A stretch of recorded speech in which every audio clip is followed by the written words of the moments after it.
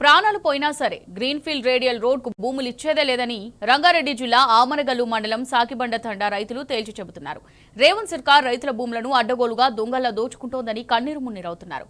కేవలం 4 కిలోమీటర్ల దూరంలో జాతీయ రహదారి ఉండగా మళ్లీ కొత్తగా ఏర్పాటు చేసే గ్రీన్ఫీల్డ్ రేడియల్ రోడ్తో ఉపయోగమేం లేదంటున్నారు. సరైన పరిహారం ప్రకటించకుండా పోలీస్ బలగాలతో వచ్చి సర్వే చేయడం ఏంటని నిలదీశారు. మరోవైపు ఉద్యోగ ధర్మంలో భాగంగా చేస్తున్న సర్వేకు సహకరించాలని అధికారులు రైతులు కోరారు. చేస్తున్నాం సార్ మా భూమి అంతగా తీసి బాగా చేస్తున్నాం సార్ మాకు భూమి ఏం చెలకలేదు సెల చేస్తున్నాం. తినేసరికి కూల్ లేదు, అన్నం లేదు, నీళ్ళు తాగలేదు సార్. బాధ అనిపిస్తున్నది.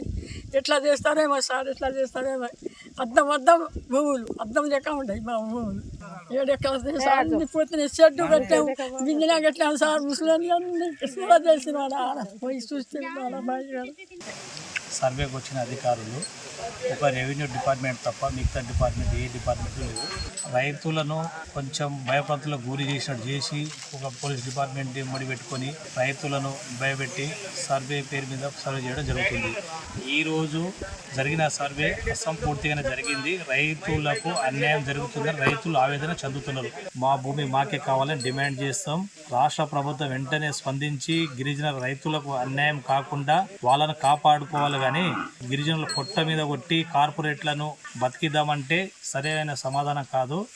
అయితే ఏమంటున్నాం సార్, దోసుకొని పోతున్నాం సార్. గవర్నమెంట్ 30 లక్షలు కట్టాల్సి మేము ₹1 కోటి అడిగినాం సార్. మాకు ఏ ఆధారం లేదు సార్. మొత్తం భూమి పోతున్నాయి.